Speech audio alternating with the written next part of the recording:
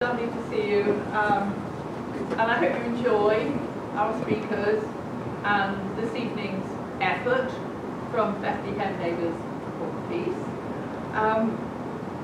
This is about climate change and resource wars, as you see. And there's so much else going on in the world, we forget that climate change is the one thing that's going to affect every one of us one way or another. Definitely our children. Definitely our grandchildren. So we have no choice but really to take notice of what's going on around in this way. Resource wars, why do I link the two together? Because experts anticipate climate change will intensify resource-driven conflicts. Already 12 of the 20 most climate vulnerable countries have endured conflict in recent years amid heightened resource scarcity. And that's mainly water and food. So in the future, there will be crop failures. Food prices are going to go up. There will be wars, there will be shortages of consumer goods, availability of water. There will be season unpredictability, species extinction, climate refugees, land poisoned through war. There is a dwindling supply of precious natural commodities. Countries and oligarchs will seek to control the raw materials and precious metals, the fertile land and the water. By the way, BlackRock already own 47% of Ukraine's arable land. This is what is happening around us. We have to be very mindful of what's going on around us. The precious metals, the water, and China has a big problem with water. One of the reasons it lassoed Tibet, because Tibet is the Himalayas and the glaciers there are the source of most of water in China.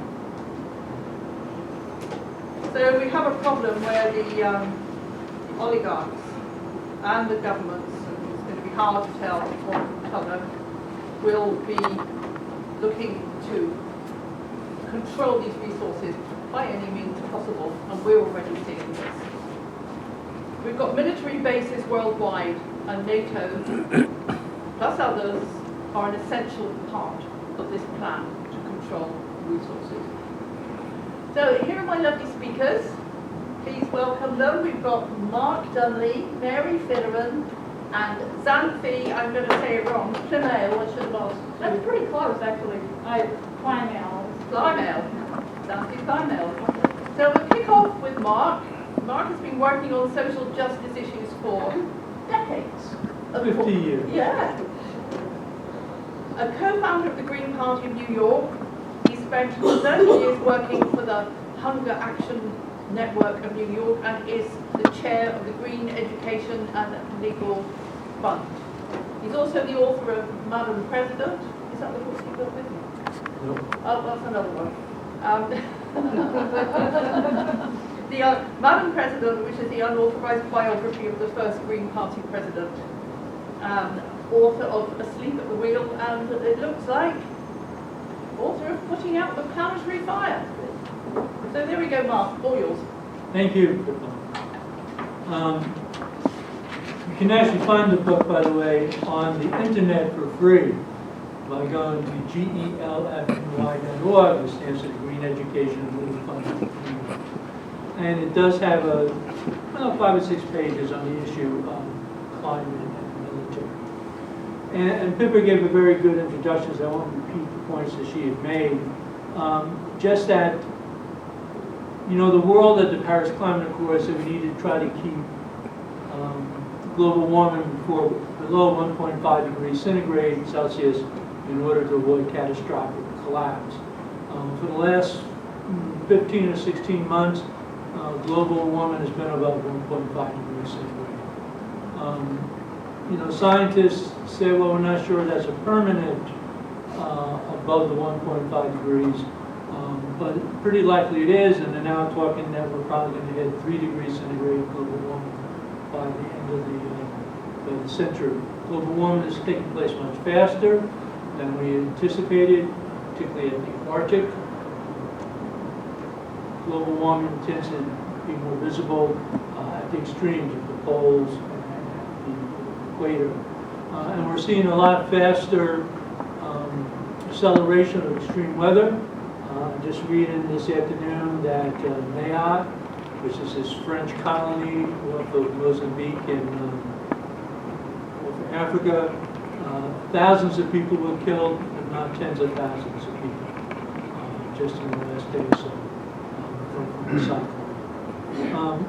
One point I try to make in all the talks I give, and I'll get a little more into the military, is that, one of the things that I don't think groups in the United States focus on enough in terms of climate is that we must end capitalism in order to solve the climate crisis.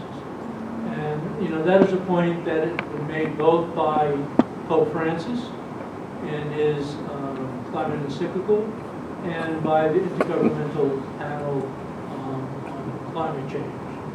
The IPC sort of doesn't highlight that for some reason, but they have basically said that a world that is based on an economic system that focuses on growth cannot solve the climate crisis. And the Pope makes the point that unfortunately the mentality that allows humans to exploit the environment is the same mentality that allows men to exploit women, the weak to exploit, the powerful to exploit the weak, and the big military to exploit the defenseless. And so that's why if we're going to solve these problems, we have to solve them all at once. We can't solve climate in isolation. And there are sort of 9 life boundaries the scientists say that are important to life on the planet, and we already have exceeded 6 of those 9 life boundaries. And we're in the midst of the 6th great extinction of species. People forget humans are a species, and there's a web of life, and if we kill most of the other species on the planet, we're not going to survive. Now, in terms of the military, boy, time goes fast. It's estimated that 5.5% of the global greenhouse emissions across the planet result from the military. It's interesting that in the Paris Climate Accords, they actually exempted greenhouse emissions from military activities from their accounting system, which is not shocking, but it's certainly disturbing. Certainly, I think most people here at Bethlehem Neighbors For Peace are just aware of the whole issue of war for oil. So often the United States has gone to war, whether it's in Iran or Afghanistan, in order to secure access to oil. As Pippa pointed out, even the United States military believes that climate change, even under Ronald Reagan, concluded that climate change was the greatest security threat to our country. It's not terrorism, it's not China, it's not Russia. It's climate change. That the wars that will break out as people fight for access to water and land, especially in less developed countries where there's a weaker central government, is going to result in a lot of wars. And let's remember, a lot of the immigrants, migrants that we see coming from the southern border, they're not at this point generally coming from Mexico. They're generally coming from South America that are experiencing extreme weather, heat, famines, and people are forced to flee because they can't support their families. And that was also the situation in Syria.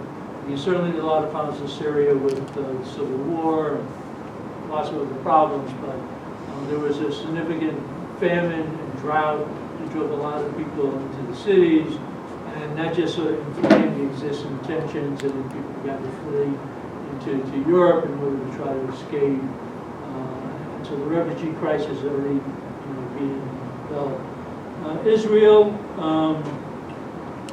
hopefully we'll be interrupted, but a few weeks after October 6th, Israel awarded 12 different leases to 6 different natural gas companies to explore gas in the Mediterranean. They wanted to do this for a while, and to be honest, they had started the leasing procedure before October 7th, but they've been holding back because they were concerned about possible legal challenges as to whether Palestine had some rights to the gas that they felt was out there. But that was one of the reasons that they drove it. Certainly the whole water issue and drought's a big issue. And same thing with Ukraine. Ukraine has 5% of the global mineral resources. They're particularly very critical for the transition to clean energy, to electric vehicles, to iPhones and things like that. Particularly they have titanium, lithium, uranium, and beryllium. And of course, one of the things that the United States did in that proxy war in Ukraine was they did a gas boycott of Russia. And they would argue, I was trying to weaken the Russian government for illegal invasion. But also for some reason it dramatically increased the profits of oil and gas companies, dramatically increased the amount of LNG exports that are coming from the United States. Under the Biden administration, the United States became the largest producer of oil on the planet, and it's also the largest producer and exporter of natural gas. And we certainly see that as well in Africa, which has a lot of the critical resources, cobalt, manganese, and nickel. And that's why a lot of the powers that be, China, the United States, are trying to get more of a foothold in there. And of course, wars itself are terrible for the environment, terrible for greenhouse gas emissions. The dramatic increase in emissions both in Israel, Gaza, and Ukraine just in the first few months, was incredible. And also dramatically increased, particularly the war in Ukraine, dramatically increased investment in fossil fuels. In fact, the first year after the invasion of the war in Ukraine, the amount of money invested in fossil fuels increased to $214 billion worldwide, which brought us over $1.1 trillion invested in fossil fuels. In fact, fossil fuel investments have dramatically increased since the Paris Climate Accord was signed. And many of the banks in the United States, Citibank, Chase, Wells Fargo, and others have been leaving that. The Green Party, in fact, had a webinar last Monday about the issue of military and climate, and one of our speakers, David Schwartzman, made the point not just about the military, but about how we militarize fossil capital. That so much of our military spenders is about trying to expand access to fossil capital. I'll end with I was one of the initial co-authors in the United States of this thing called Green New Deal. We did that back in 2010. To be honest, we stole it from the European Greens who did it in 2008 in response to the financial meltdown. But the point was to do a 10% transition to zero greenhouse emissions and 100% renewable energy, combined with a massive economic bill of rights, similar to what FDR had done in his last State of the Union address in 1945, access to housing, living wage job for everybody, guaranteed income, this crazy thing called universal health care, single-payer health care, and college education. And the way we would have paid for it is by making the polluters pay with carbon taxes, things of that nature. I will say that left-wing think tank, International Monetary Fund, they estimate that the world governments give a $7 trillion annual expenditure to fossil fuel companies. About 5.8 trillion of that is because we don't charge them for the damage that they cause. That's why Patrice got arrested last week and protested. We tried to get the government to sign the Climate Superfund Act, make the polluters pay. But one of the things we do with the Green New Deal, last 30 seconds, is to cut the military budget by at least 50% to 75% in order to invest in domestic needs, to pay for mass transit, to pay for housing, public housing, pay for education, pay for healthcare. Now, I always say, we don't actually need to spend more money in healthcare, we should be spending less. We just got to cut out the insurance companies as the middle people, the leeches that they are. Absolutely.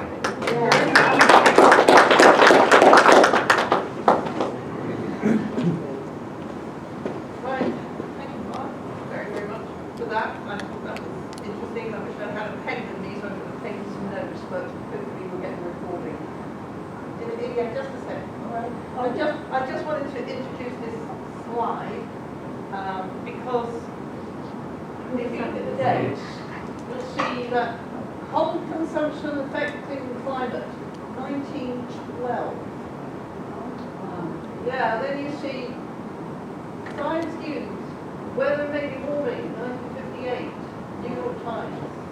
1978, Britain is all alone in pressing its changing climate. I mean, this has all been known. In fact, the very first person to notice the increased CO2 in the atmosphere was as long ago as 1856 by a Swedish guy, and I forgot his name right now, but there was no clipping about him, obviously. These were newspaper clippings. So this whole thing about climate change, you know, the fossil fuel companies have obfuscated all the time by always saying we must have balance in this debate. You have somebody who's talking about climate change, then you have to have a climate change denier. Well, that's just stupid. Climate change is a thing, it's not a debate.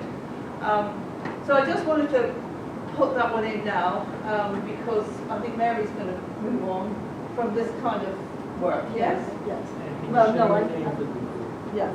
will. Can I introduce you? Yes, you may, please. Right. In case you didn't know, Mary Finneran is a retired art teacher, a tireless activist, long-time union member, and environmental and social justice advocate. She recently ran as a Democrat with the endorsement of the Working Families Party. I came pretty close, I understand. So, Mary Finneran, take it away. Thank you. My talk is going to focus a bit on the language used regarding climate and resource wars.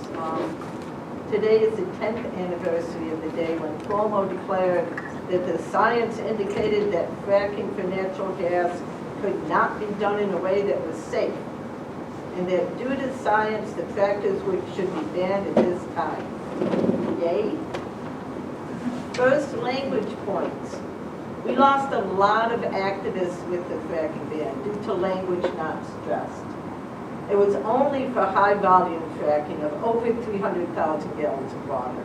Low-volume fracking, which was, with this agreement, went from 80,000 to 300,000 gallons, was and still is allowed in New York State. In fact, there are over 10,000 active gas wells in New York State today. And New York State uses 12% more natural gas today than it did 10 years ago. The ban did nothing to stop new gas power plants, compressor stations, pipelines, or pipeline enhancements pushing more gas through the pipeline. 9 years ago, to nearly the same date, December 2015, in his year-end budget deal, Obama lifted the ban on American oil exports, which precipitated both liquid petroleum gas and liquid natural gas exports. Very significant regarding resource wars to be discussed later. Ironically, at his State of the Union address in 2014, Obama credited natural gas as one of the top factors in bringing the U.S. to energy independence. Woohoo! The all-of-the-above energy strategy I announced a few years ago is working. And today, America is closer to energy independence than we've been in decades. Listen closely to this, because I'm going to parse it. One of the reasons why is natural gas, if extracted safely, is a bridge fuel that can power our economy with less of the carbon pollution that causes climate change, Obama said. He also indicated that natural gas was cleaner. We must keenly pay attention to what is being said by our leaders. Voicing Obama's statement, he states natural gas is extracted safely. This is a big if, because all here know that no fracking extraction can be safe. He also called natural gas a bridge fuel, which we know it is not, yet the term is still being used. Repeat, a lie, ad infinitum. Especially when considering his later words, less carbon pollution that causes climate change. In the 20-year term, and do we even have that? Methane, CH4, a carbon gas, is natural gas's main component and is 86 times as bad a greenhouse gas as CO2. Sadly, not all methane comes from natural gas burning, but from animal waste, landfills, and the melting tundra. Obama also used the term clean a lot. Natural gas ads also use the terms clean a lot. To this day, when touting clean, natural gas proponents are talking about particulate matter. The soot and pollution from both coal and oil burning is much larger than that of natural gas. It is stinkier, smokier, and seems worse. It also produces a lot of greenhouse gas emissions, climate chaos, and must be curtailed. However, the particulate matter from methane burning being smaller makes it much more insidious health-wise, and methane is a carbon-based gas, and again, much worse for climate, despite what Obama and others have said. Another industry that touts itself as clean, and this is a little tangent, which is really being pushed again, and which is closely, subtly related to the military, is the nuclear power industry. True, there are few, if any, carbon emissions from nuclear power plants. Is radioactivity cleaner, however? The industry falsely claims no climate impacts from nuclear when the greenhouse gas emissions from transport, construction, etc. is huge. And as most here know as well, the dangerous waste issue is ignored. The propaganda pushing for nuclear power and keeping old nuclear running is making nuclear come across is good to many. The propaganda that nuclear power is safe is easily transferred to the nuclear weapons industry, and the differences between power and weaponry are diminishing. While nuclear power does not produce the weapons-grade plutonium directly, new means of refining are always being looked into, and depleted uranium must be always looked at. Remember that Iran was denied the right to build a nuclear power plant due to the possibility that they could create nuclear weapons from the plutonium produced. It's a very short step from nuclear power is okay, to nuclear is okay, to nuclear weapons are okay. And the U.S. wants to upgrade the entire arsenal. If mining uranium for power, who is to say or know when it is being mined for weapons? Going back to the LNG export due to the lifting of the export ban, we need to look back before at the Ukraine war. February 7th, 2022. President Joe Biden on Monday said the U.S. would bring an end to the Nord Stream 2 natural gas pipeline if Russia invaded the Ukraine. If Russia invades, that means tanks of troops crossing the border of Ukraine. Then there will be no longer a Nord Stream 2. We will bring an end to it, Biden said while standing next to the new Chancellor of Germany at a White House news conference. When pressed for details on how he would keep that promise, given that the pipeline is not under U.S. control, Biden did not elaborate. I promise you, he said, kind of mumbled. We will be able to do it, he told the reporter. In September 2022, the Nord Stream 2 natural pipeline burst, the largest climate disaster to date. There is evidence that Victoria Nuland, aka USA, had a hand and texted something like, "It is done," very shortly after the explosion. I couldn't find it, but I remember it. The administration is very gratified to know that Nord Stream 2 would not be operating, Nuland said in The Independent. She resigned in March of this year. Meanwhile, due to the war and gas shutoffs from Russia to Germany, renewables have been truncated in Germany, coal reintroduced, and LNG exports from the U.S. plants have been increased to a huge degree with fear that Russian gas will be stopped further. U.S. LNG exports to Europe surged in November on higher prices, Meanwhile, fracking here is perpetual and poor people are being sickened by the climate and toxins. Almost all U.S. wars have their basis in resources, as we know. In the Ukraine, and I would love to talk more about Hunter Joe Biden and Hillary and gas in the Ukraine, but we also have to consider the resources in Palestine. As the UN Trade and Development reported in August of 2019, oil and natural gas resources in the occupied Palestinian territory could generate hundreds of billions of dollars for development. So cynically, the Zionists destroying humanity, claiming their right to the land, of course, has a monetary basis, and the U.S. refusing to stop the genocide and stay true to Israel is even more heinous than the lies about Israel needing to defend itself. We want to grab all the resources. Palestinians are in the way. Iraq, of course, was about oil, and of course the same can be said about Syria now. Afghanistan was about oil, gas, and precious minerals, bringing up the dark side of renewables and the needed mineral resources and conflicts about that. Again, Afghanistan, but the Congo and other nations, as Pippa mentioned. While I'm extremely concerned about people the world over going without heat, unless U.S. anti-war activists accept how globally critical it is that we curtail all fossil fuel use, especially natural gas, we cannot hope to win on climate nor resource wars. In my opinion, we must demand that fossil fuel extraction use and the propaganda that perpetuates the climate destruction of it all is stopped. The Veterans for Peace will support no war. We climate activists cannot support the promotion and production of any fossil fuels in any country, friend or foe. Although Greta Thunberg supported Ukraine, ironically supporting natural gas extraction by extension, not sure if she's reversed there. In 2019, at age 16, Greta Thunberg opened her World Economic Forum speech with "Our house is on fire." Her exigent plea to world leaders closed: "I want you to panic. I want you to feel the fear I do every day. And I want you to act. I want you to act like the house is on fire, because it is." We must heed this. By stopping global fossil fuel extraction, we curtail much of war's motivation. Some say we're sticking our head in the sand regarding climate change. Truth be told, when an ostrich sticks her head in the sand, it's to check her egg's temperature, adjusting immediately when necessary. We should follow the ostrich's lead and act urgently to ensure our children's home, their planet's temperature, is safe for their future. Thank you. I really like the ostrich metaphor. Thank you so much, Mary. Thank you. I'm going to change your slide now.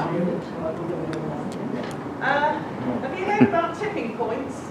You know about tipping points? Well, according to the Potsdam Institute, the West Antarctic ice sheet has tipped, and the boreal forests and the permafrosts up in the Arctic tundra have also tipped. That means they've gone past the point of no return. Everything else you see there is very close. So we are losing coral reefs, we know.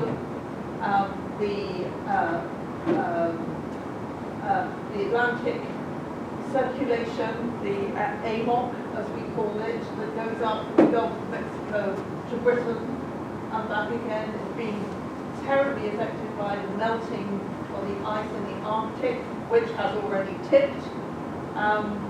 And so we're looking at, I'll leave you to read it for yourselves. It's horrifying. And they always knew this would happen. They always knew. You heard about the COP, the kind of talks, the conference and parties, COP, I'm hearing about 28 or 29 of them now. What a sham. I mean, every time they had one of those meetings, you had executives jetting in on their private aircraft. They sat around, they talked about it, and then, if anything, more fossil fuels were burned afterwards. It is horrifying what is happening around us. So I'll leave you with that, and let me introduce Xanthe, who is on my other piece of paper. Right, Xanthe is board member of Zero Waste Capital District, management team member of Food Scraps 360, and is pursuing an MA in Public Administration and Policy with a focus on sustainable organisations and environmental policy. She has a BA in Political Science and Government. Xanthe, over to you. I'm gonna pop up and pull it down. Yes. Yeah, well, I'd also like to say hi to folks. I guess I'm curious what motivates folks to come to events like this. Certainly it's probably not a mood raiser, but is it intellectual curiosity or a chance to, see your neighbors? Yeah. I teach teenage girls and trans youth who are 50 years younger than me. And I'm really worried about the kind of life they're going to have when they're my age. I really appreciate that. Like Mark said, there was a sit-in this past week where 19 elders, or I think most of them were elders, the youngest person was 49, got arrested to try and, push climate legislation in New York State, to get Hopeful to sign something from us. That I found that very upsetting. So if anyone wants to take like a deep breath or like ground themselves. But we can all agree that this is a really big problem. I imagine part of the reason I was asked to be here is I'm usually the only person under 50 to attend events like these in the area. But like Pippa mentioned, I also have, I finished my last assignment to get my degree in what I call environmental policy. So, yay! One last thing wrapped up. Thank you.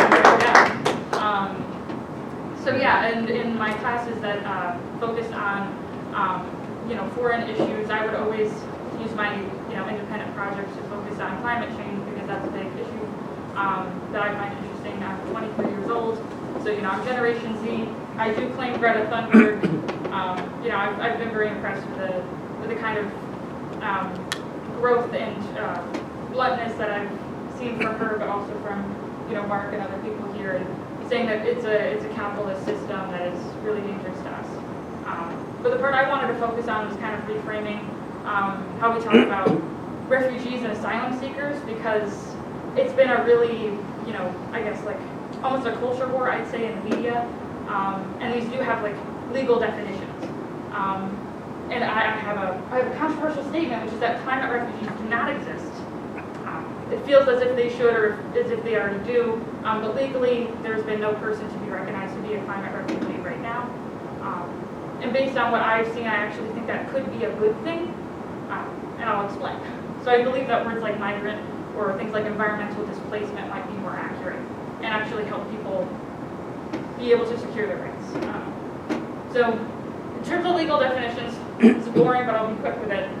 When you're a refugee, it means you've crossed national borders, and it means that you're unable or unwilling to return for the specific reason that your race, religion, nationality, your membership of a social group, or your political opinion gives you a fear of persecution. And that's a 1951 Geneva Convention. People don't want to open it back up again because, these could be, picked away at. And the folks here, I certainly have opinions of the UN and their effectiveness. And what I found in researching this is, number one, why I think it's a good thing that people are not deemed climate refugees is, one, most people who are, I guess, being displaced or need to move due to climate change never cross national borders. So the term climate refugee would not actually help them out. Something like more than 50% of people who are, displaced within their country, which is what usually happens based on the data we have, is triggered by some kind of natural disaster. And that's not even going into resource wars. Mark mentioned the Syrian civil war, and that's kind of considered one of the first conflicts where we can pretty comfortably say, okay, heat waves and crop failure and people, moving into the city areas or urban areas intensify the conflict there. And the second reason is meeting the legal definition to be a refugee is a really high bar, because a lot of countries, don't want to have to accept a lot of extra people and give them resources. So meeting that high bar might not be actually meeting the moment. And this is one resource of many. This is called the Global Climate Risk Index. And you'll usually see that a lot of countries that are coastal or what we might call like less developed countries tend to be considered the most at risk. But there's also some countries that I personally found, I guess, a little surprising that, aren't what I consider terribly coastal, like Afghanistan, for example, which has been considered, highly at risk in years past, and Japan, who I would consider, highly developed in terms of, their economy and resources. So this is done by Green Watch, or German Watch, sorry. So if anyone, is here for their intellectual curiosity, this was, I found, an interesting resource to look at. I will say that when we think of the climate crisis, we usually think of like cross-border migration. We think of climate refugees first. And we don't have, there's not a lot of quantitative data on that, and it doesn't happen as often as internal displacement, but I will acknowledge that like they make headlines a lot. So this is from 2021, U.S. Border Patrol in Del Rio kind of violently rounded up Haitian migrants, for example, and Haiti has been considered a very climate risk nation. Many island nations are. This is Tuvalu, so we mentioned the COP before, the COP. I think the last two COPs were actually held in what we call petro-state, so, Uzbekistan was. Yeah, Azerbaijan, Water. fun times. Where oil is a gift from God, was that the Premier's go home statement? Yeah, and this is probably, if you're interested in case studies, this one's quite interesting. There was a man from the island nation of Kiribati who moved to New Zealand and started a case claiming that he was a climate refugee, and it got a fair amount of coverage, international coverage, where even people were acknowledging, okay, he's probably not going to win the case, but it's ingenious. He was deported back to Kiribati in 2015, and again, the UN taking as much time as it does. The UN ruled 5 years later, basically that climate refugees don't exist, but people who are urgently fleeing climate change or environmental disasters, as they tend to be highly linked, they still do have human rights. So you shouldn't deport them when they're imminently at risk. And I think they were of the opinion that Kiribati still had 15 more years before it hit what they would consider a major tipping point. Talking about resource wars, part of the claim for this individual was water sanitation systems were being overwhelmed by sea level rise, and due to everyone crowding onto the same main island, it was causing, again, intensified conflict due to overcrowding. So there's plenty of examples. I guess I'll share. And these are some resources, references, but that's not the I guess the end of what I'd like to say. You might be asking yourself, does the legal status of displaced people matter when we're seeing global collapse of all our institutions, and the UN might not be a very effective institution? I know I was asking myself that, and maybe people would disagree. And I guess that was part of the reason why I was curious and why people would be interested in attending an event like this, because I know plenty of people are most imminently concerned with their communities and what's going to affect them personally in their country. And I will say some of the resources here, like the migration data portal that I referenced, is looking at, for example, Florida as a good example of where we're going to see a lot of internal displacement. That's in progress. What do you mean internal displacement? Internal displacement is like when you're still in your country of origin, but you are not, it's not safe for you to be in your home anymore, if that makes sense. Yeah. And I guess my answer to that, and this might come across as a little partisan, but I did find this resource that made me feel a little bit better. Somebody compiled about 90 pages of a step-by-step guide of what to do to, shore up your internet privacy, some materials that might be helpful, skills to learn, to help your family or your neighbors. So election results aside, the tiny URL is tinyurl.com, preparing for Trump's presidency. I found it useful, and it might even just be fun. There's some resources there on growing your own mushrooms. you know? So, I'm not trying to be too doomer, but I actually didn't go as hard as these two did. So, that's if you're thinking imminently, what can I do? I think this is a great resource. And then these are other resources that I found to be, if you're intellectually curious, there is a website called climaterefugees.org that talks about Florida in particular as well. Carbonmajors.org. If you're ever feeling individually, guilty, look at carbonmajors.org, and there's a handful of companies you could be putting the blame on instead. And then for other resources, for I guess what to do in the upcoming months, there's a user called Logic Max who also compiled a list of, again, things you might want to have or things you might want to know, kind of going into what some people are calling like the global rise of fascism. Fun times.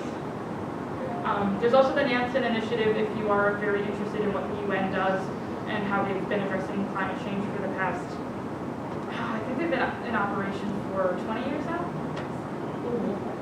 But there's stuff out there. So it's kind of my ideal. Thank you, very good.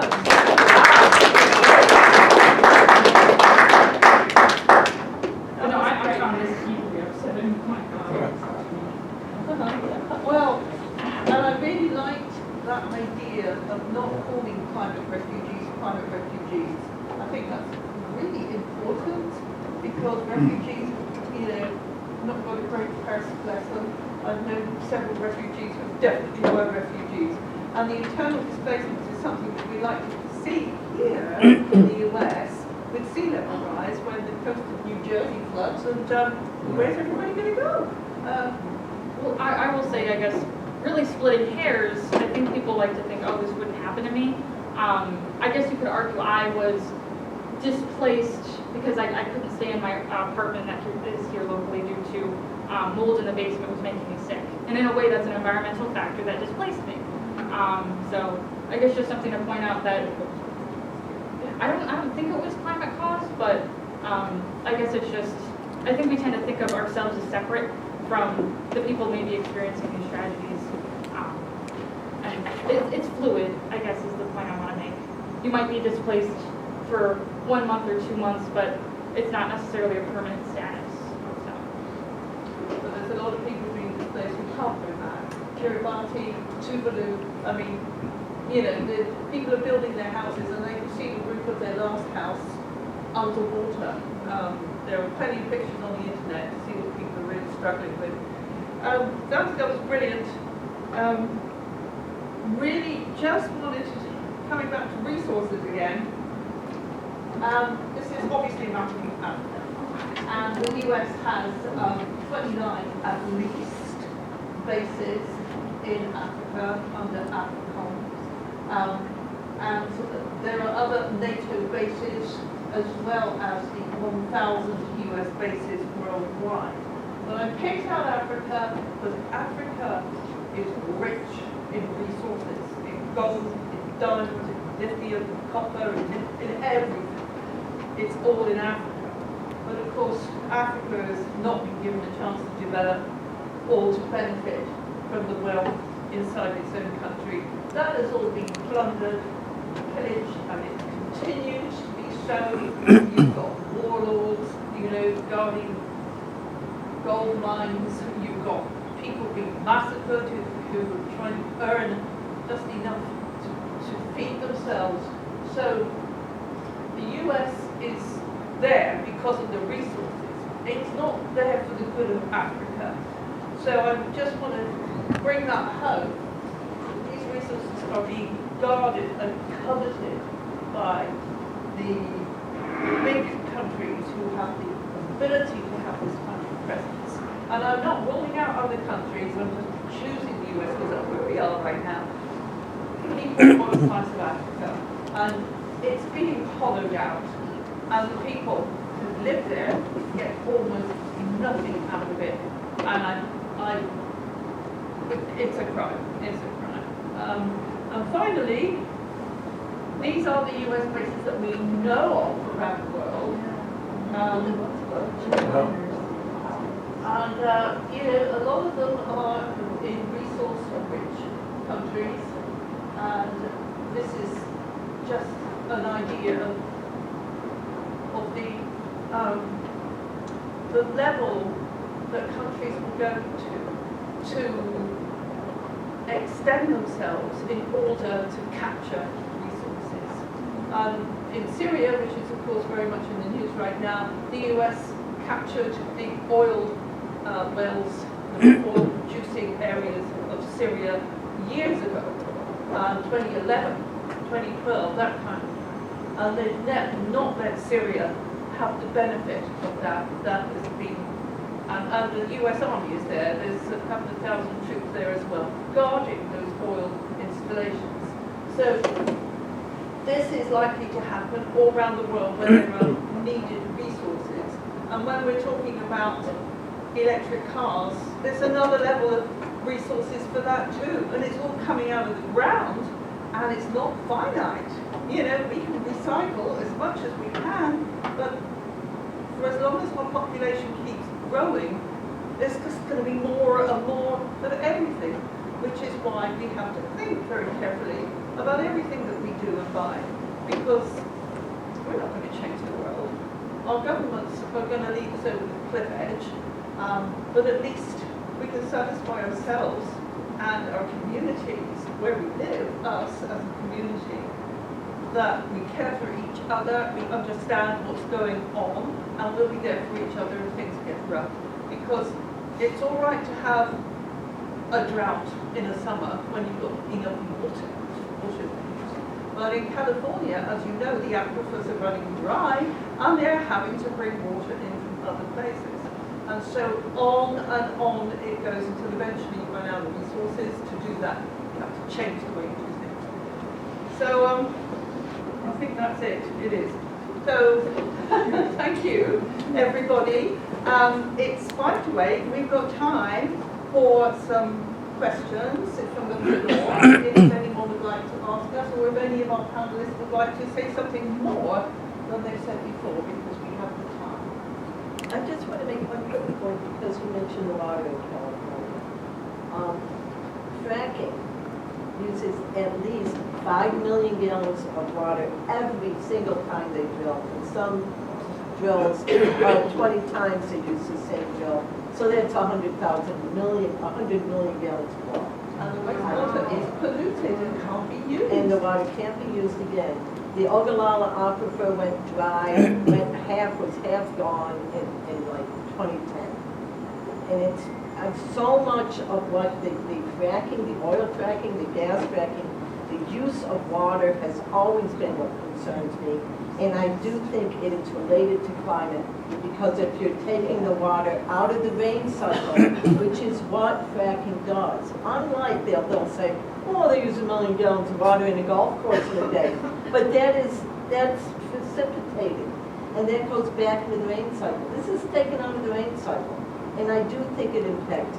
That's just my long time fracking. Well, what it kind of does also is it reduces the fertility of the areas which have traditionally grown very water-thirsty plants. Almond trees require a lot of water. And you know, the price of almonds is going up because the almond trees are dying because they're not getting enough water, and so on. You know, we're going to pay more for coffee. We're going to pay more for chocolate. We'll be paying more for certain kinds of wheat, because there are the red wheats and the white wheats which we use in bread come from places like Ukraine and from Russia. You know, the big bread baskets. When our own bread basket isn't producing enough, which I think is 10 or 20% down last year because of climatic conditions, and of course they keep breeding new crops to work in, you know, drier environments. Rice crops that were grown in salinated water because of the salt in places like Bangladesh, where they like to grow a lot of rice, but where the water table is lifting, and a lot of Bangladesh is practically at sea level. So Bangladesh is a big climate problem. So then those people have to go somewhere, you know, as everybody gets shortages or waterlogged or just like the Nile Delta, which becomes salinated, which is another big crop growing area, the salination, those crops won't grow there anymore. So climate change has got a massive impact on everything. Any one of those things around the world is being impacted by the climate, and we will find indirectly that, you know, a few dollars on the price of a tin of coffee, that's all we'll get for now, but, you know, it gets worse. Now, please think of a question, but whilst you're doing that, Any questions? I see you. Go ahead. There's some hands. We have one. Good. We're wearing a shirt and I'm green, and then I think you're Tom Ellis over here. right, okay, sorry, I'm just trying to, yeah. I had a quick question. LNG. Several of you use LNG. Liquid natural gas. I saw an L, an and sign, and a G. Oh, LNG. India Road uses a lot of. And liquid natural gas is being exported like daily to, I only, I think, blocked it. They took it, blocked it, and then took it back, and then blocked it again, I'm not sure it's in. Okay, but Germany was being replaced because of the gas being blocked from Russia, they're using the LNG. I say, think of it all, and then we don't. So we're exporting liquefied natural gas to European countries to make up for, you know, what Russia is not supplying. Tom, did you have your hand up, buddy? I was going to say that, following up on your comments about water, last week the governments the provincial governments of Quebec and Newfoundland and Labrador announced an agreement where they're going to install about 3,000 additional megawatts on the Churchill River, which flows across Labrador west to east. It used to be one of the great rivers of North America, so they're going to further destroy that river. And of course, there's only like 25,000 people live in Labrador, so it's not like they need 3,000 megawatts of power. So that power, if they can put it in, they're going to build power lines southwest down towards Montreal, down towards Boston, and down towards New York City.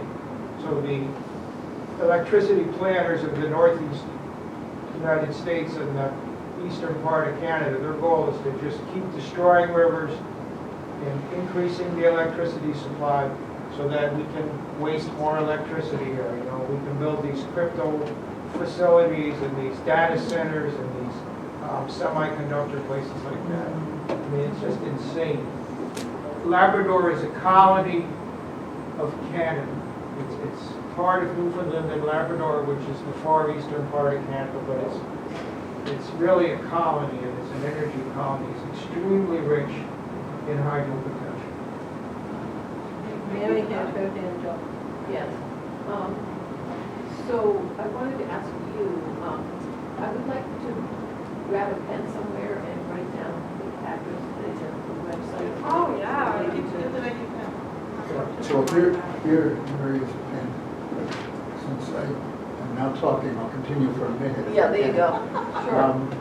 That pen was a donation to Bethlehem Neighbors For Peace and the anti-war movement by Ben Cohen, who was from Ben and Jerry's. And if you pull out the little thing on the side, you'll see a message about military spending. And there are other pens there that you can take for free. And so anybody else that needs to write something down or would like to have an extra pen or two can take that. And so just, if I can, I'll just say one other thing.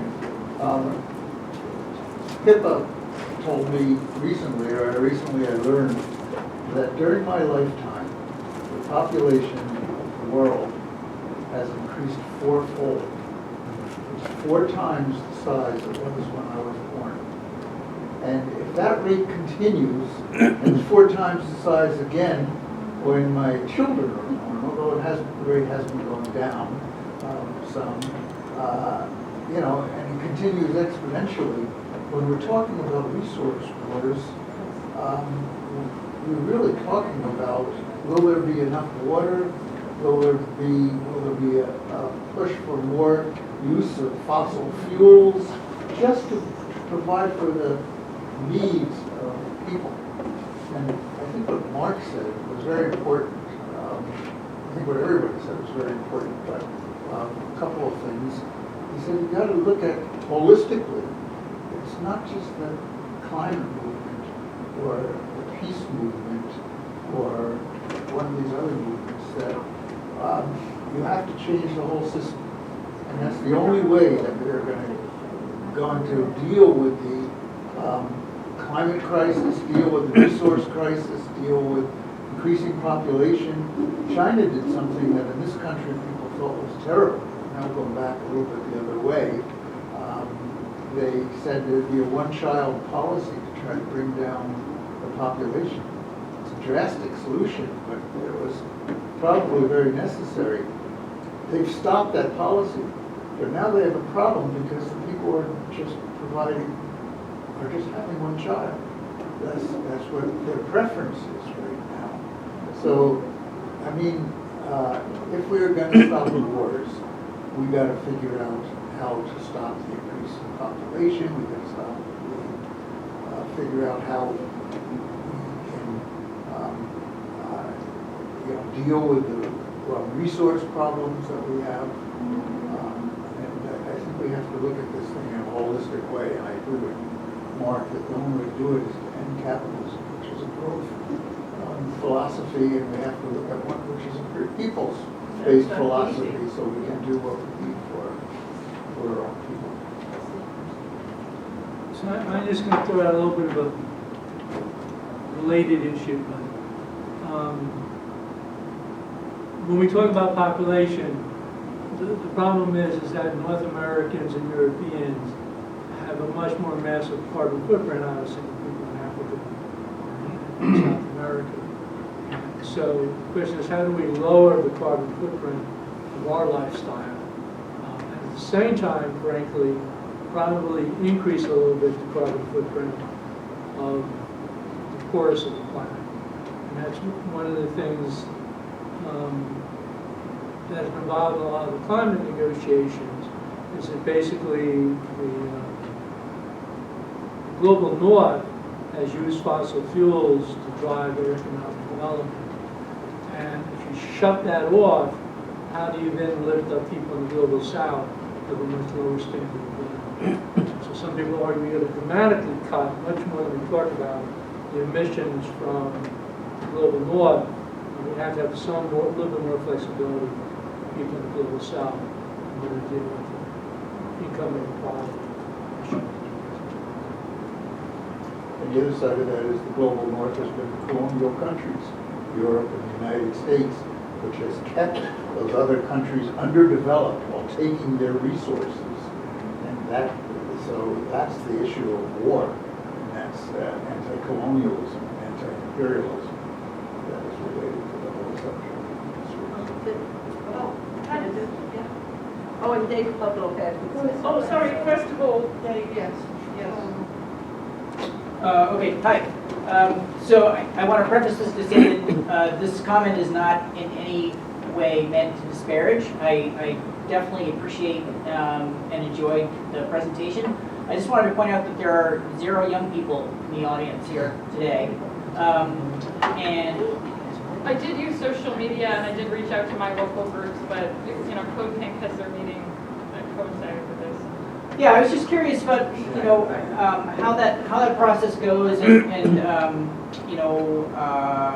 are there other venues that you guys have looked into? And then the other aspect of this is maybe going to those venues, especially if they are at local universities or even local high schools at this time, because I think it would be great to plug in even earlier.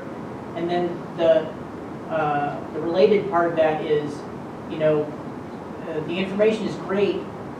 The other thing that's super important is how do people plug in, and not just from organizations that are out there, but also just conceptual things like, this is what direct action is, this is how you do direct action, this is how you obstruct things, this is how you break up things that otherwise the corporations just keep going and going with because no one interferes with them enough.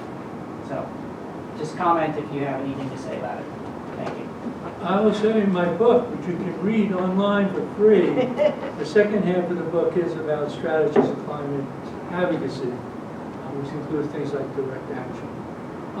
And, you know, at our event last week, we had a fair amount of young people who frankly mainly came from New York City. You know, Fridays for Future are quite strong there. Zions are doing a great job trying to get the area in the Capital District. We need more work. There was an RPI Sunrise chapter.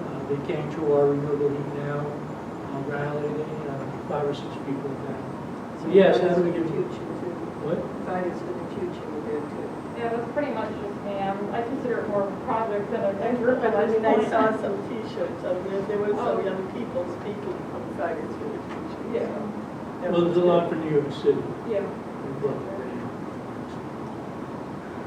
No, I think that's a really good point. I will say that for university students, finals just concluded for, as far as I know, RPI and SUNY Albany. Like yesterday or the day before around there. But it's also been very difficult for me to get SUNY Albany students to come off of campus, so there might be an opportunity to host something on campus, maybe with the New York Writers Institute, so they open events open to the public, but are also, you know, being on the uptown campus accessible there. So, but I mean, on the divestment issue, which I worked on a lot, for several years, one of the most active groups was New York Youth for Climate Leaders. And they were great. And then, goddammit, they all went off to college. And, you know, so they go through more life changes than Yeah. us. I- You don't always sort of replace them when they graduate. I think college students have to be probably the most overrated, least receptive audience to try and cultivate because, you know, high school I think could be way more productive, and then people in their early 20s after they've left college. But when you're in college, speaking from experience, you're just so self-absorbed and overwhelmed with the amount of work that you have to do and the new concepts that you're dealing with and everything like that, so that most people just don't engage. But they did You well know, around the Palestinian issue. There was a New York Took over Times their article. services. There was a New York Times article last week, it's not obviously a great source for anything, but, you know, one of the things they made the point was that perception is among young people in the United States, they're more into the broader concept of climate justice. And, you know, some of the older folks here in the Capital District have raised concerns when, you know, we've had speakers at some of the climate events talking about the connections with Gaza and what's going on there. And they're like, no, we need to separate that out. And others say, no, we need to bring that in. Black Lives Matter, we need Palestinian rights stuff, we need gay, lesbian, you know, etc. That all these issues are interconnected. Young people seem more attuned to that than some of the older folks. I have received the feedback. Most people are my age are supportive of what I'm doing, but otherwise sort of feel like I've got it covered. Which, you know, it would be nice to have more friends. You know, joining me for these types of things. But the other feedback I've gotten is I do think that youth who are some youth, you know, kind of like the after college but still in, you know, your 20s, kind of basically discussing. Kind of there's a tension with the climate movement because of that reluctancy to, you know, go all in on climate justice. And I really do think talking about the language that we use, we kind of need to center people in these impacts more. The birds and the bees are really, really great, and I do love them. But I do think some of it is coming across as a bit antisocial, like, oh, I like animals more than I like people, or I'm doing this for my summer home in the Adirondacks, not for poor children, you know, kind of communication. So there's a bit of tension there. I think we've been working to overcome it, but nothing's perfect. But no, I agree with the feedback. And I think part of it was the prompt we were given did, at least for me, come across as more like educational. So, you know, I think it was valuable information. It's a little overwhelming, but still working out. If I can do a tangent, kind of Hang on, Candice. separate. Oh, Candace, are you still waiting? Yeah, it's okay. Yes, go ahead, No, Candace. go ahead. Well, No, I was go going ahead, to say, you guys talked a lot about country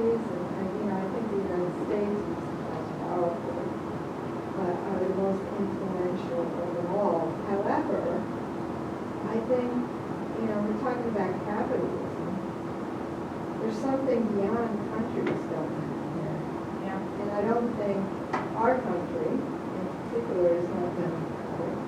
It's being run by big money. And, talk about people in the South. I'm looking at kids growing up, getting a good education, and they can't make a living. I see them at the co-op. A lot of the guys there have master's degrees, this and that, and they're making $15-20 an hour, or they have to work a couple of jobs. And I don't think, I think, the horizon for kids is a lot less optimistic right here in the United States. Because, I mean, I don't want to get into conspiracy, but I also don't think people get enough information. I think the information we get is propaganda, most of it. Sorry. But I think most of us are propagandized. And I don't think it's about countries anymore. I think it's about huge conglomerations, big money, calling the shots here. And a few people are making all the money and making, having the most comfortable lives. I agree. We need a revolution. Can't argue with a word of that. The one thing I'll add is one of the biggest barriers to a transition to a clean energy future is there are not enough workers. Not enough workers. Yeah.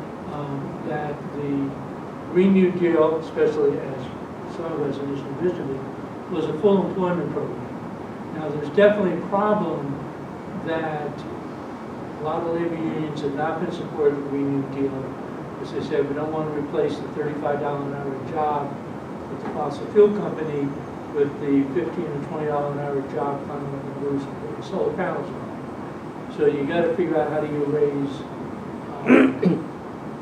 salaries. I will say, I've waited half a century for the labor movement to take off in this country, and I don't have much time left. I really want the labor movement, to develop some sense of class solidarity among unions. So often we end up fighting the labor unions on climate issues, which is a real problem. And I was just talking, we passed this law in New York City, Local Law 97, to require new buildings to retrofit large existing buildings in New York City. And the community groups, particularly the New York Community Change, used to be 8 which I used to work for many years ago, put in gold standard labor provisions. And the powers that be said, we want them out. And the labor union agreed to take them out. Wow. And we're having the same problem right now with the Climate Superfund, where, the advocates demanded to put in strong labor provisions. Hochul wants to weaken them, and the AFL-CIO signed off on weakening them. Other unions did not, but the AFL-CIO said, oh, that's okay, you can sort of weaken them. So we need to get the unions, the union's like, I want my jobs now, not in the future, and I want a job that pays $35 an hour, not $20, $25 an hour. But we got to get the unions on board, and the unions have been a big barrier in a lot of these issues. Unions are the one killing single-payer health care in New York State. Well, I think it's not the rank and file. Not the rank and file, I think it's right. the Overthrow the people who leadership. run it. And they run it, and they get embedded with the people who, just like every other thing. Yeah. So they're corrupt. I agree. We need to have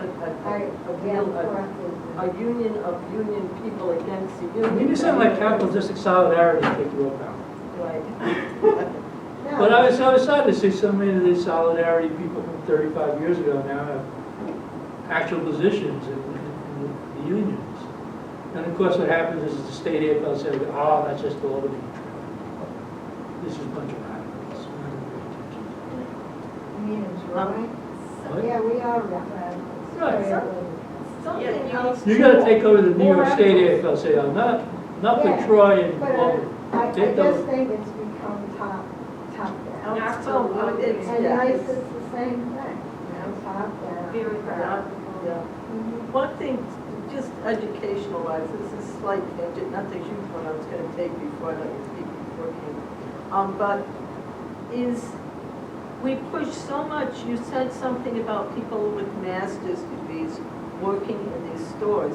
And it's great for people to get master's degrees, but we have to get more of a base of not, there's nothing wrong with being an electrician, there's nothing wrong with being a plumber, there's nothing wrong with working with your hands and getting people trained in these businesses. They get good salaries. And they get really good And salaries. they're needed. And, but there's not, but there's always, having been a teacher and you work in the schools, they constantly push for college.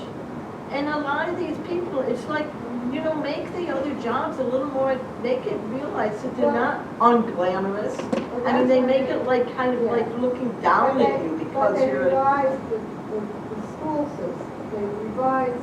Revised the whole school They system and revised stuff. public schools, so kids are taking tests tested, and trying to yeah. have to meet standards. Every kid's gotta meet a certain standard at a certain grade. You don't go, you know, I was a speech language path, I still am, but we used to have what we call individual education plans. So you would look at a student and make a plan for them as an individual. That's going by the wayside because everything has to go to, you know, towards whatever standard is supposed to be met at a certain grade level. Everything. And they've given up, like today, I do an under direction of job in Troy. And so anyway, you know, the woman's working on, you know, reading and stuff and math. But the kid can't pronounce, you know, has a serious articulation problem. Can't even work on it because it has to be school related. But that's neither here nor there. I'm glad I don't have to do that. I find that really obnoxious. But anyway, that's what's happened. And who made these decisions? The teachers make those decisions, or did somebody up here make the decision? And I think that's what's driving all of this. And Is people in power, and I, you know, being paranoid, I don't think they want people to have good jobs. I think they do want to turn us into a third world country where young people have no hope. I mean, even my plumber, who's a young guy, and I love him, he has, you know, he's not optimistic about his future, not at all. And he makes, you know, decent money. He's a good guy. But I don't think he feels optimistic. I guess one thing I want to add, because I'm on a similar wavelength as to him. What I'm planning on kind of doing with my master's degree is actually going to be trained to be a solar, you know, installation person or something more like a green jobs economy, just because, I mean, as you pointed out, there's not a lot of demand for people with, you know, master's degrees in my field. And I don't have a problem with that personally, but I would have probably gotten on this track sooner also if these opportunities weren't presented in a highly gendered way. In high school, I did have a technology class, where we did, you know, basic electrical wiring, and I was the only, you know, female student in a group of 19, and the boys around me would take my projects and just, without saying a word, kind of do the next step for me in some instances, which is kind of weird. It's a little strange. Nothing else, you know, crossed the line. It was just, without a word, you know, I'm like, I don't know if this is chivalrous or what is happening here. But I guess my recommendation of looking at our locus of control is kind of presenting, you know, more imagery of, no, this is something you can do. This is something that, like, within your community is possible. Because, yeah, as we're discovering, everything's really interconnected, and it's like a hydra. I just feel, you know, like a few people are playing insurance. I don't think that's enough. This is your home? Oh, thank you. Pippa, Xanthe like girls, and she So I did want to, can I just? You got another question? I've got another thing to say too. Okay. Go ahead. I think the physical environment is rapidly deteriorating around the world. I mean, to me, that's obvious. And we got a Trump coming in power, so how do we deal with both of, trying to reverse the physical deterioration and deal with Trump at the same time? I mean, we've got a really challenging situation in front of us. The only thing I would like to add that's kind of getting me through this, and maybe the young people in your life will enjoy the sentiment, because it's going viral online a little bit, is kind of the saying I've been hearing that even during the fall of the Roman Empire, people lived long and full lives. So they did, or at least based on archaeological evidence. We can't ask them personally how they felt about it, but I'm going to choose to believe it. So the thing that this is kind of like covers this topic, but a little covers Trump, covers, and I can't remember where I saw it because I wanted to find the YouTube, but I was watching Trudeau the other day. I caught this, I think I was watching a YouTube and then I melded into another one and it happened to be Trudeau. And he was talking about Trump and he was saying, we really have to listen to what this guy says he's going to do because he's going to do it. And when he says he's going to give us tariffs of 25% here in Canada, he's not really considering how much damage it's going to do to us, but also he's not considering how much damage it's going to be doing to the United States. And then he said, and this hit me because of a speech I made yesterday, a thing I was working against yesterday. He said, 63% of the oil and gas in the United States comes from Canada. So, if he adds a 25% tariff, is either Trump is going to be doing the drill, baby drill, because we're not going to be paying for the Canadian gas, which will shut down the Iroquois because it's mostly Canadian gas. So I'm like, oh, well. So it's just another thing. And, Trump did like nudge, nudge, wink, wink, something about annexing Canada, and Trudeau was down in Mar-a-Lago. So who knows what kind of resource wars we're going to be having right here on our own borders. That's what I wanted to. I think It's they're nice all to the manage same. without all that tar sands, the lot. We see the bomb trains coming through Albany. Yeah, It's not necessary. it isn't. It's not necessary to burn all these lights in this one room.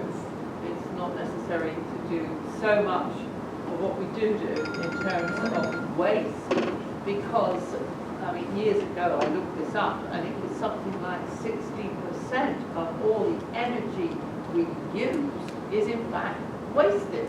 Now, some is wasted in transmission because, of course, it's not made locally. It has to be transmitted along the power lines. And a lot is wasted by keeping office blocks fully light, by having lights on in rooms which are completely empty, by heating rooms which are empty. All sorts of things. It's a big figure, like 60% is waste of one form or another.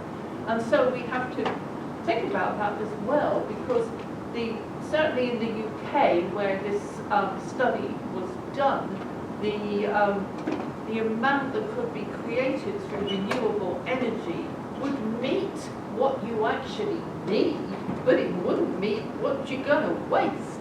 And that is a real issue. We should take that very, very seriously. We have to start redefining what need is. Yeah, what is need? That's absolutely right. But there are so many things we haven't covered today in terms of climate change, in terms of resource wars, in terms of viruses as we deforest, and the animals which have never been in touch with us before are suddenly in touch with us. Bats carry something like 120 or 130 different coronaviruses, and where you have, interaction with humans. Bats can deal with it. They've evolved with these coronaviruses. We obviously can't.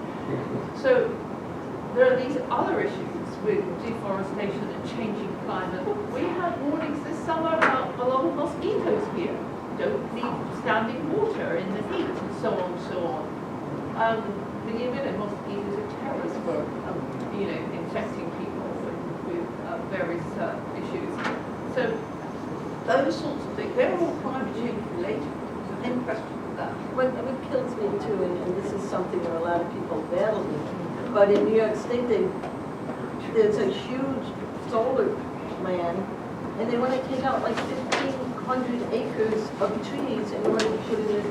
And it's like such a stupid countersink. I mean, we've got this carbon sink, and they're going to reverse it, and it's like, come on, we can't force it. Doesn't make sense. Good to see you.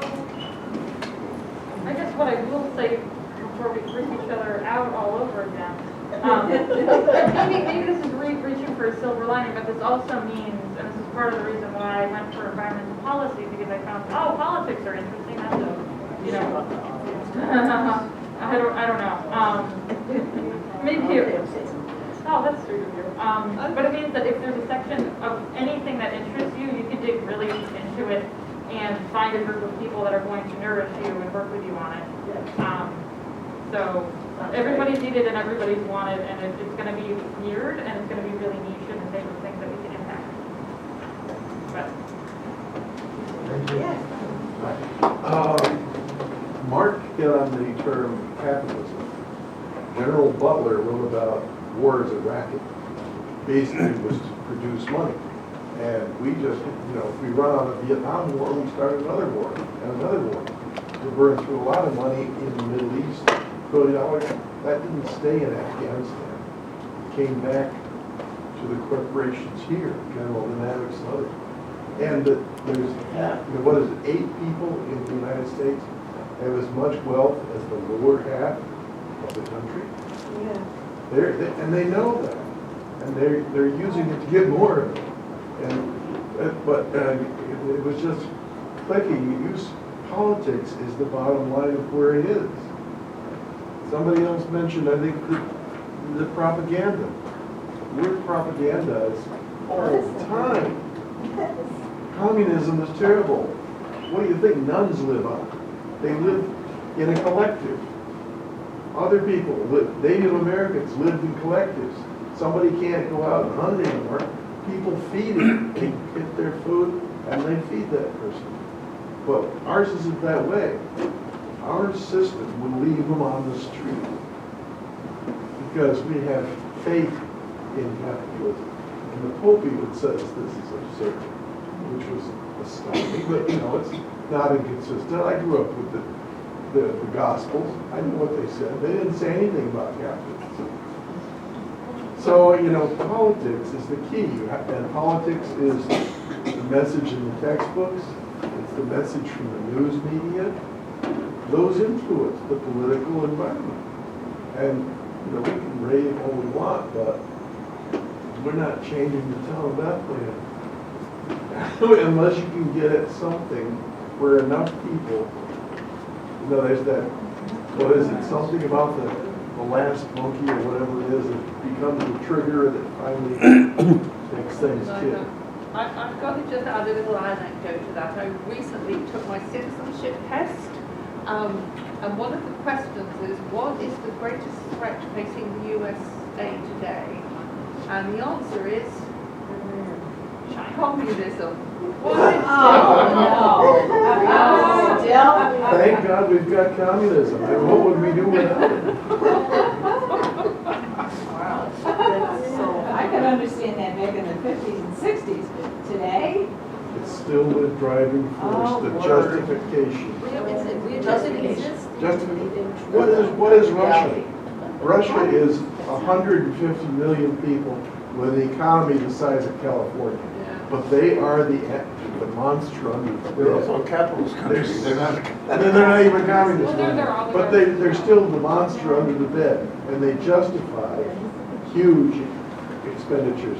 Well, of course, Russia does have a lot of resources. What's that? Russia has a lot of They have resources, we would like to take them. That's what it's about. And especially with ice melting, now they have more access Yeah, to. we could liberate that place. One thing I will say I've found helpful is the advice is to sit with yourself and decide what do you trust and who do you trust. And I don't know how close the folks in this room are, but you know, I like to imagine that there's something built here. If you ever want to engage in direct action, that's an option. But also, if we were talking about propaganda, mainstream media, I've also been calling it corporate media because a lot of it's owned by Wacom or Disney. But I found, you know, a lot of news sources that I've decided, here's what I trust, here's what I don't, has actually helped center myself and like, you know, what I'd like to move forward with instead of getting overwhelmed. So I'm just going to shout out Democracy Now!, ProPublica, like I've really enjoyed their coverage. You know, NPR, local PBS stations have been giving good coverage Hudson too. Mohawk Magazine. Oh, absolutely, yeah. What was that magazine? Hudson Mohawk Magazine. Okay, I think we're You ready will to. hear this tomorrow on Hudson Mohawk. Yeah, continue. Let's hear it. Oh, Hudson, those are all Well, I think we're going to wind up now. So, thank you so much for coming. Thank you for the panel for this really great. And I hope we never have to do it again. Hope you know more. We are about to be extinct.